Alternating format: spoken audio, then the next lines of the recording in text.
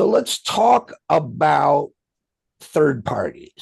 This has been a hot subject on the left for a long, long time, and in the middle. And in the center, slightly left world, where it's heated, a hot topic because there's enormous hostility to it.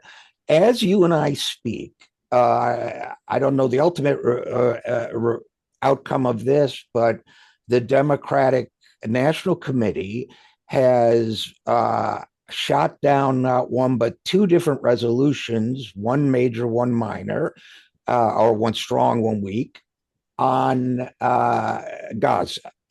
It just cannot seem to get in. The Democratic Party cannot get in line with the electorate on this vital moral issue.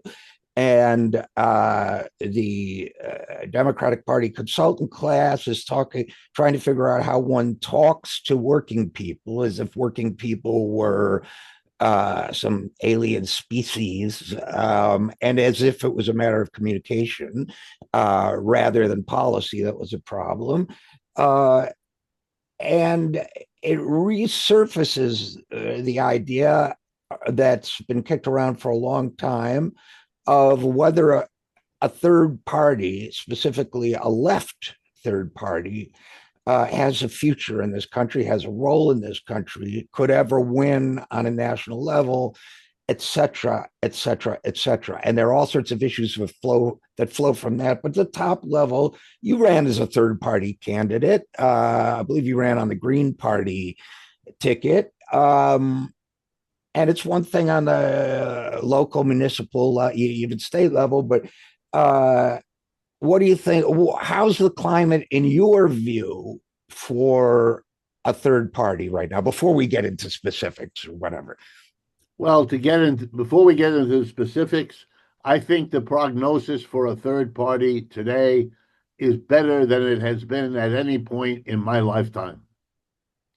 And when I ran for mayor of New Haven in 1985, and for a seat on the Board of Aldermen, which is their city council, in 1987, I got 10% and 40% respectively of the vote.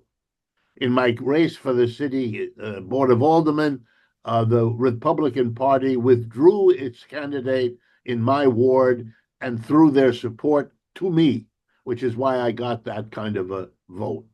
Had I stayed in New Haven, I'm pretty sure I would have held varying offices, elected offices in that town.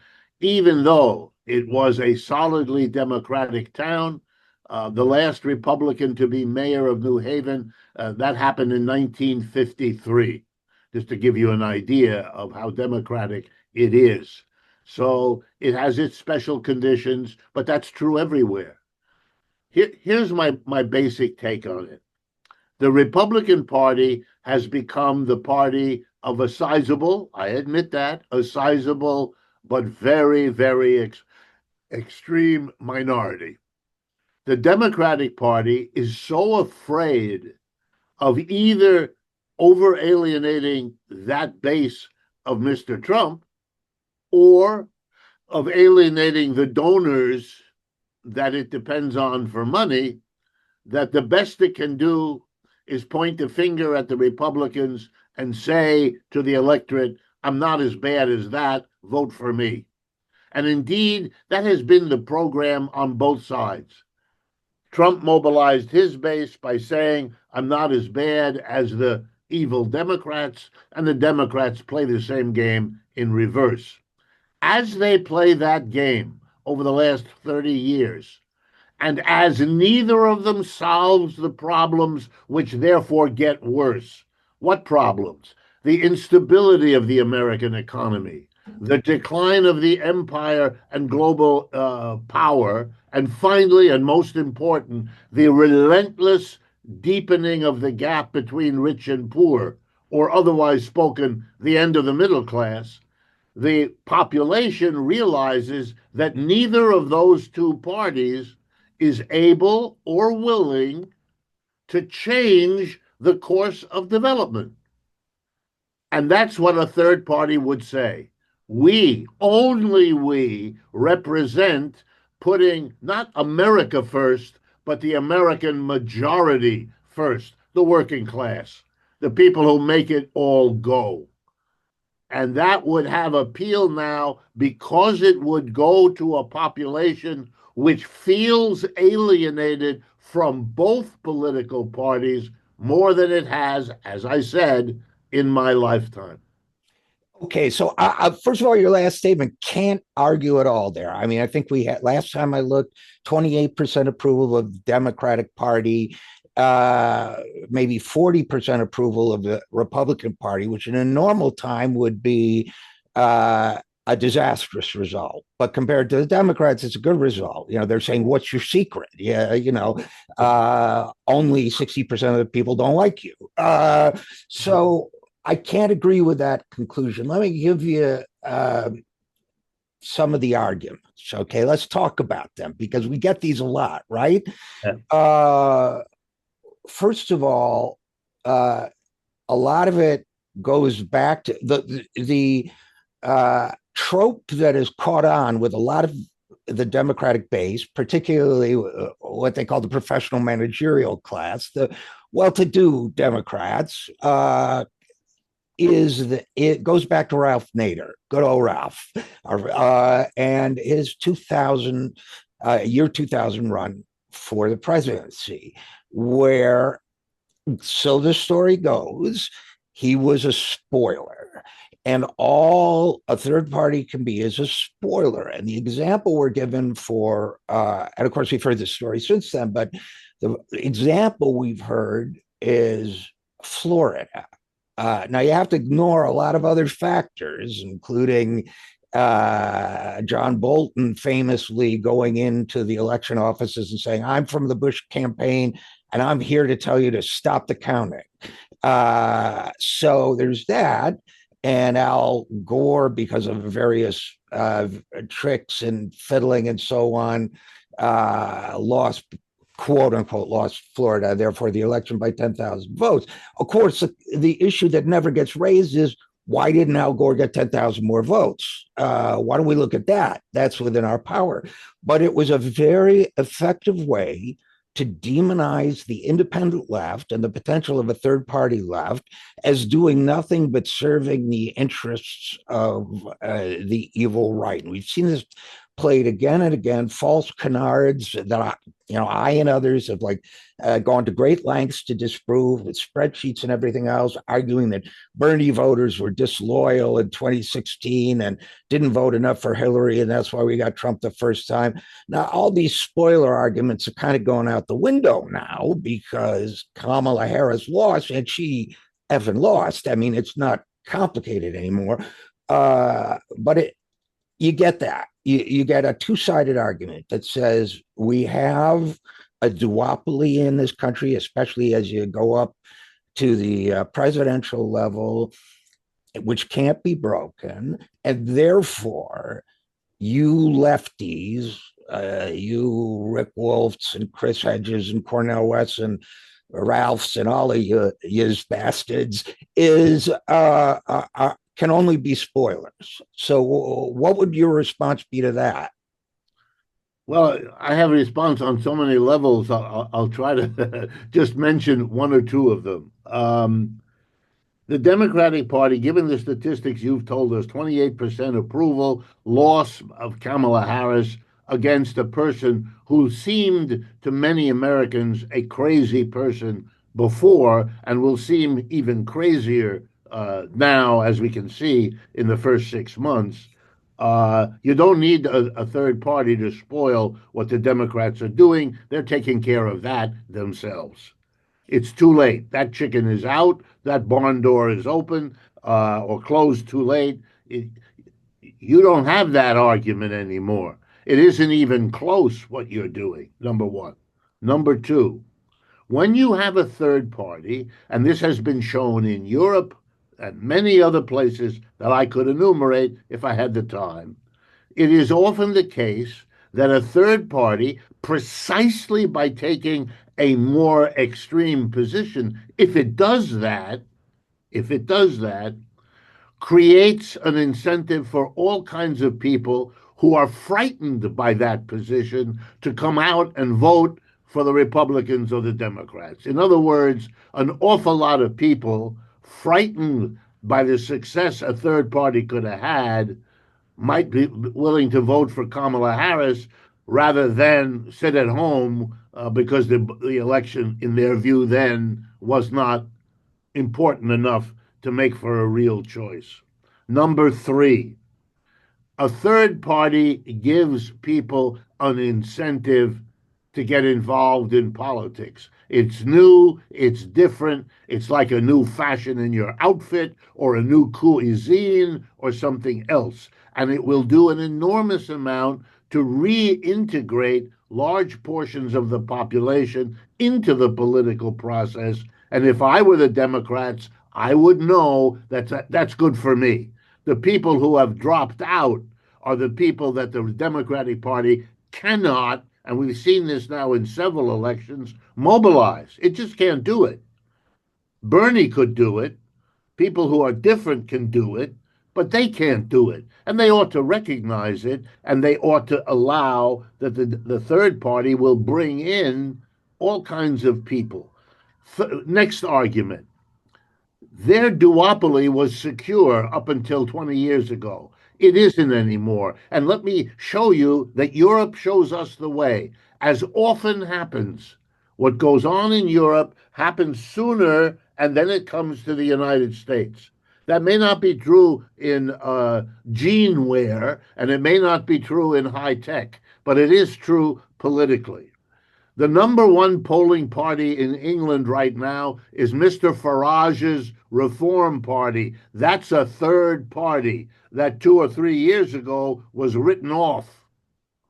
Number two, the largest single faction in the National Assembly, which is the lower house of the French Parliament, is the left, the unified left that includes the Socialist Party, the Communist Party, and the leading La France Insoumise of Jean-Luc Mélenchon. They're the dominant force. They weren't supposed to be. If you read American newspapers caught up in duopoly thinking, they keep telling you the race is between Macron and the inheritors of the Le Pen. Now, that's not true. French politics hasn't been that duopoly, but you can't see beyond it, so you don't see that the third party, the left, is actually the winningest party in France at this time. Last example, in Germany, governed by the Christian Democratic Union, more or less, with or without a partnership with the Social Democrats, has now fallen to second place against the results of, guess what? A third party called Alternative für Deutschland. Okay, so we have third parties becoming dominant in Britain, France, and Germany. The idea that somehow it can't happen here is, in my judgment, without a foundation. So you brought up in that a very interesting related topic from my point of view, which is the relationship between the dominant parties and new parties.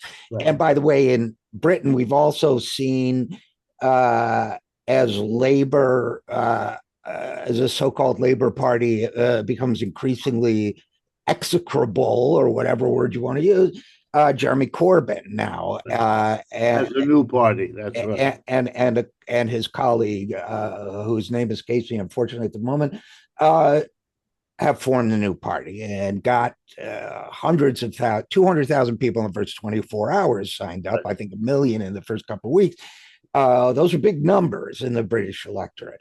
But when we talk about the relationship with the established parties in our country, the Democrats or Republicans, of course, two contrasting case studies come to mind.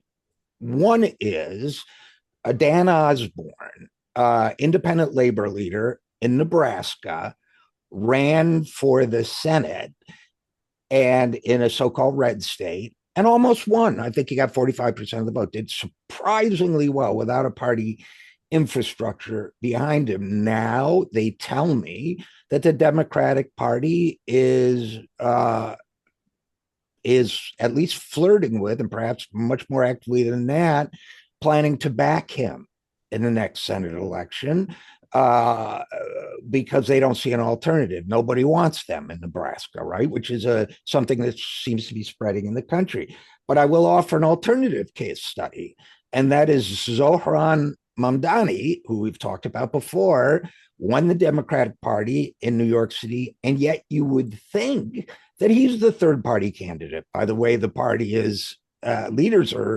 are behaving. He swept the district of House Minority Leader Representative Hakeem Jeffries, who won't endorse him. I call it vote blue and we'll tell you who, as the Democratic Party approach. Cuomo, apparently a serial abuser of women, among other things, with a lot of other stains on his record of a more, directly related to his office.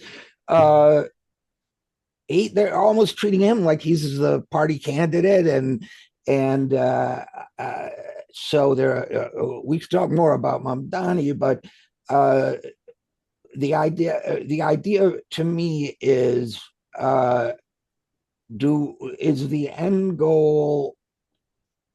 Let me approach this a little different way. Is the end goal to put pressure on the Democratic Party? Is it to win elections independent of the Democratic Party? Is it all of the above? I think it's all of the above because we can't control exactly how any of this works out. We always have to remember how much we can control and how much we can't, so we don't undertake an effort that has no chance. So here's the way I see it. I see the race you mentioned in Nebraska, Mamdani in New York, the same way I see Bernie. When Bernie first declared in his first race, I sat down with a personal friend of mine who's a big mucky muck in the Democratic Party, and he told me he's not worried about Bernie. Bernie will be lucky to get 1% of the vote. Okay? That showed me then what I have learned to appreciate even more since then, that the people who run the Democratic Party are very poor at understanding the limits of what that party can do. They take the left for granted. We know that. And the argument about spoiler and the argument about wasted vote are always the way that is reaffirmed. I don't expect anything different from them, and they never disappoint me. They give me what I expect, and that is a very low bar. I think you're seeing in Bernie, in Ocasio-Cortez, in Cory Bush from the Midwest, and a whole bunch of others, and particularly now at lower levels. I want to remind you, Mamdani was a state rep. I recently had on my program Kristen Gonzalez, who's a state senator in New York, who proudly refers to herself as a socialist. She's a Democrat. I think what we're going to see here is what, again, Europe shows us. The people in those third parties are refugees from the other two. And we're going to see that here as well. And given the failure of the Republicans and the Democrats to do anything about the basic economic problems of this society, and let me remind you, it was them who coined the phrase, "It's the economy, stupid," not me. But they have failed. The American economy is in terrible shape. A booming stock market is no substitute, especially if you look at it and you realize there's about 8 stocks that keep it up, and the rest of them are in deep doo-doo. So a third party can come along and do something about the basic inequality of wealth, of income, and consequently of lifestyle, of political influence. We represent American majority first, and I think that will be very attractive to those others who will leave. And I would not be surprised by the very success we have of doing what I already believe is the great fear of the Hakeem Jeffries and the others.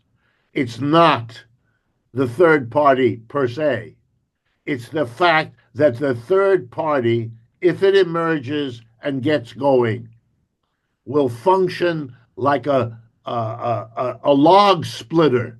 It will detach from the Democratic Party the young, the enthusiastic, the progressive, the energy, without which that party will sink into irrelevance the way the Labour Party in England has shown us, or the Social Democrats in Germany, or the Socialist Party in France, all of which are tiny, irrelevant shadows of what they were 10 and 20 years ago. Once it goes very fast. That's what Hakeem Jeffries and Schumer and the Hmm. others fear, the pull effect, precisely because of how strong we could be if we made the break. Which is a good segue to another topic I wanted to cover on this, Professor Wolff, which is I wrote a piece for The Nation. They gave it the headline, I think, Leftists Unshackle Your Imagination or something. But I think that was true to my basic point uh, that, mind forge manacles, as William Blake has said, a lot of people have been convinced, well, that sounds nice, but you can't do it. We have to lower our expectations. The capitalist mantra of the 20th century, there is no alternative, teen outright, all that. Um, I think that's broken down. But to me, third party, Democratic Party, fourth party is the second step or the third step. That the first step is a movement. I think, for example, of the populist movement in the 19th century, which was local organizing, it was unions, it was the first organizations, for example, to promote women to positions of leadership, political organizations, the Granges, all sorts of cooperatives, all sorts of things, but all under the mantra of under the rubric of populism. It seems to me that it begin, and I want your thoughts on this, but I've wondered if it doesn't begin with an unashamedly left. No, we're the left. We are the freaking left. And take it or leave it. And if you want, if you want to do us like you're planning to do Dan Osborne in Nebraska, and give us your party line that's already there, sure, we'll do it. We'll be like the Bible said about the world. We'll be about the Democratic Party, in it, but not of it, right? But if you don't, we're going someplace else, because we're done. Okay, we're just done. We're not going to spend the rest of our lives kowtowing to party leaders who are more concerned about big donors than they are about working people. That's number one. But number two, if we do, sometimes we'll organize through your institutions like Zohran Mamdani did. But if you do us like you seem to be doing Zohran, expect payback, Yeah. because we're not going to take it. I don't know. What do you think of that? So my first is a new identity that sort of even transcends party, that says, this is a movement. This is, we're changing things here. This is a kind of revolution, and lead, follow, or get out of the way, as they say. What do you think? The only thing about that worries me is that moment, which I think is built in to what you're saying, when the Democratic Party, precisely because it is aware that we doing what you just said will split the Democratic Party and it will collapse in that situation, they will then pull out all the stops to tell us your movement belongs inside our party. Please, please, please don't do it outside. And here are the opportunities we will give you if you go with us. And then I don't want to be too Hegelian on you here, but that will risk splitting us. Sure. And Oh, I, okay. Sure. I see what you're saying. Well, here's my reaction to that. I think it's a great point, but I think it's already happened. I think before we even got to the stage of declaring ourselves a movement, they've split us for decades now. yes. They've Right, but because I see us as having a chance to break free now, I don't want to give them another shot at what Uh, you're exactly right. They've been doing it for decades. I don't want, and that's why I know they will try it again. Even here in New York, because I follow it closely since I live in Mamdani's district and I'm watching what goes on. If you talk to the people here in Lower Manhattan where I live, the election is over. They're all voting for Mamdani. And these include old line Democrats, Italian Americans, people you might have imagined could be pulled somewhere else. Their alienation from the existing party is so strong, they're going to go for Mamdani, if for no other reason than the sheer difference that he's a Muslim, that he's a young man, that he has facial hair, that he is right, Palestinian. All of those things are working for him in the way that Trump's outrageous racism and homophobia and all the rest of it made him different to that part right. of the population in a way they wanted to affirm. I don't want to miss this opportunity. And I think you're right. It could end up being co opted by the Democrats. They will do everything to make it difficult for us and to co opt us at the same time. There will be the carrot, there will be the stick, there always has been. But again, I would say, compared to what I faced running for mayor of New Haven, Connecticut in 1985, and for the Board of Aldermen there in 1987, where I got 10 and 40% of the vote, respectable for a third party in a city that hadn't seen that for a million years, where we had to start the Green Party from scratch. It had never existed in the town. We were able to develop in 11 of the 30 wards of New Haven. I came in second after the Democrats. We beat the Republicans in one third of the city the first time I ran. They never heard of me or the Green Party before, but they were so alienated from a government they felt didn't represent them, didn't care about them, didn't know who they were, all of which was true. New Haven is governed by Yale University. They bought it hook, line, sinker, and they run it. The rest is detail. But the people know that. They know it. And so me running as a Yale product, my degree comes from Yale. They Yeah. loved it. The Yalie who exposes Yale, which was my role. The whole situation is much better now. And look what we were able to do at the height of the Cold War in a city run by a mega billion corporation. That's why I'm confident that we are in a position where we need to do what we're talking about, because our chances still may be low, but they're better than they've been in a long time. All right. Well, I'm giving you that as the last word. So, Professor Richard Wolff, as always, thanks for your thoughts. I suspect we're not done with this topic. No, I'm sure we're not. We depend on your support here at the 0 Hour, so please give whatever you can at any of the links you see on your screen. Thanks so much.